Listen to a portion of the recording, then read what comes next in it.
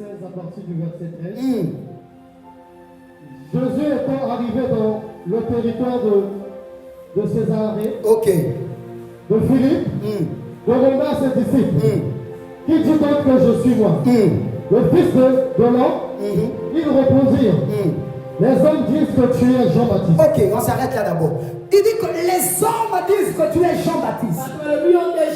La réponse que Jésus voulait écouter, ce n'était pas la réponse des autres. Jésus voulait écouter la réponse des disciples.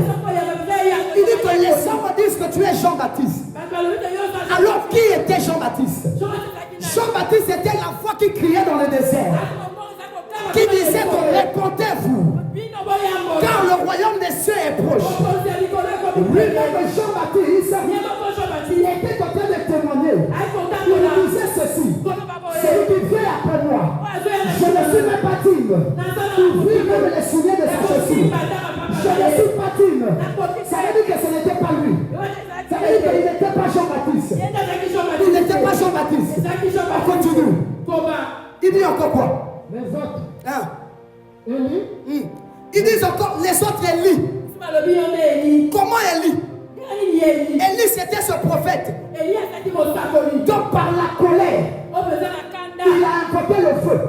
Et le feu a consumé les soldats. Le feu les a consumés. Donc, s'il le comparait avec Élie, ça veut dire que Dieu était venu pour juger les hommes. Jésus n'était pas venu pour juger les hommes. Il était venu pour donner la vie aux hommes. Il était venu pour montrer le chemin aux hommes. Donc dans la catégorie d'Élie, Jésus n'était pas. Il dit encore quoi? Les autres Jérémie. Jérémie c'est ce prophète-là. Il a fini toute sa vie dans les lamentations. Il a fini toute sa vie dans la prison.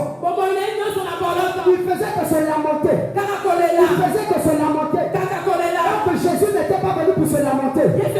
Jésus était venu pour accomplir quelque chose. C'est-à-dire qu'il ne pouvait pas être Jérémie. Il dit quoi encore? Ou l'un des prophètes. Ou l'un des prophètes. Vous savez, je me suis posé la question. Pourquoi ils n'ont pas dit que tu étais Moïse? Vous savez qu'en Israël, Moïse est reconnu comme le plus grand prophète jusqu'aujourd'hui.